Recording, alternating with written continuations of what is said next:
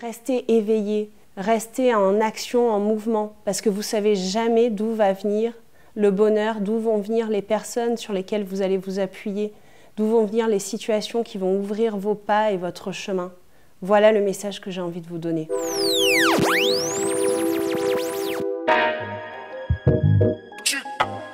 Je m'appelle Maglone, j'ai créé un café culturel pendant 10 ans qui s'appelle L'Entre Autres et qui était sur les pentes de la Croix-Rousse. C'était un lieu vraiment très dynamique avec beaucoup d'intervenants culturels et d'ateliers sociaux dans lequel je faisais de la récup de nourriture pour pouvoir préparer à manger pour le plus de monde possible. Et que j'ai fermé en 2014 pour pouvoir monter d'autres projets, dont une ferme agroécologique au Mali.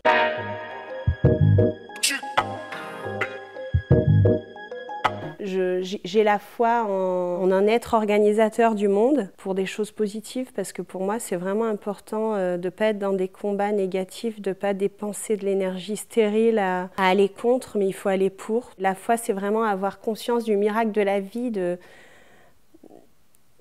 tout ce dont on bénéficie chaque jour.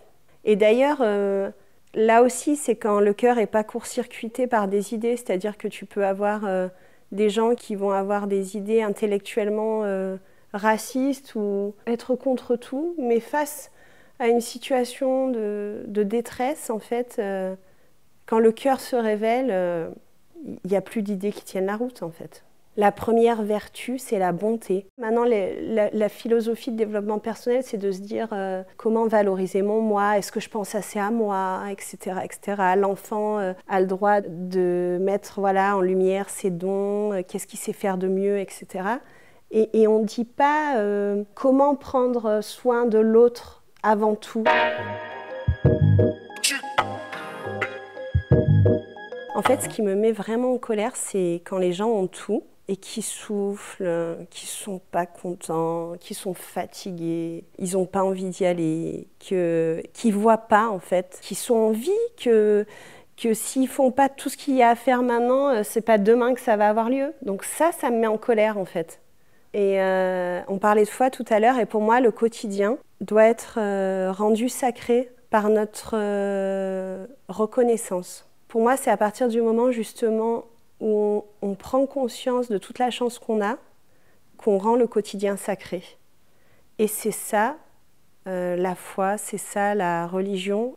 Ça fait longtemps dans ma quête spirituelle, qui est une quête humaine, sociale, de comment vivre le mieux possible avec les gens qui sont autour de moi. L'espoir m'a longtemps embarrassée. Parce que tant que tu as de l'espoir, tant que tu penses que tes actions vont produire des résultats, tu n'agis pas gratuitement. Et c'est pas ton cœur qui domine, c'est encore ton mental. Tu te dis, grâce à moi, je vais faire telle et telle chose. Et tu vois, il y a eu un moment justement où je me suis rendu compte que c'était pas grâce à nous que les choses arrivaient. Des fois, tu peux te battre pour réussir quelque chose et échouer. Tu peux croire que tu vas jamais atteindre un objectif, et c'est cette chose-là qui va venir te chercher. La vie est complètement imprévisible. Et à partir du moment où je me suis dit que vraiment, j'avais pas de pouvoir sur le monde, j'ai arrêté de l'avoir de l'espoir. Et depuis que je n'ai plus d'espoir, j'agis par amour. J'agis véritablement en me disant qu'est-ce qui aujourd'hui est le plus utile pour ceux qui sont autour de moi. L'action, en fait, le sens de mon action n'est plus commandé par le résultat.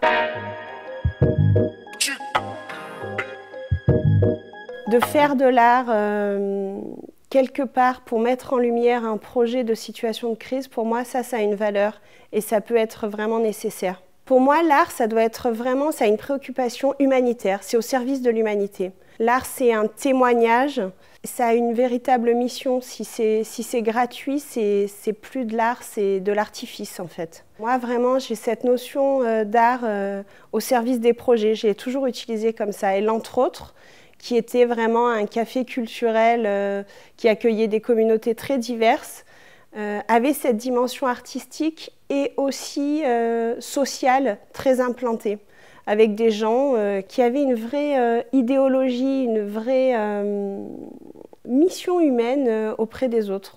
Je pense que l'art, en fait, à ce moment-là, quand l'effondrement sera encore plus visible, la façon d'exprimer la narration de la vie dans son côté le plus pur, le plus essentiel, le plus relié au cœur, sera absolument nécessaire. Dans mon café-restaurant, pendant 10 ans, j'avais une phrase écrite en gros sur le mur d'un rabbin qui disait ne demande ton chemin à personne, surtout pas à qui le connaît, tu ne pourrais plus te perdre. Et ça, c'est un message que j'ai envie de donner. Surtout, ne vous mettez pas de limites, ne vous dites pas je suis borné par la vie, par quoi que ce soit. En fait, c'est faux. La limite que vous devez avoir, la seule limite, c'est le cœur.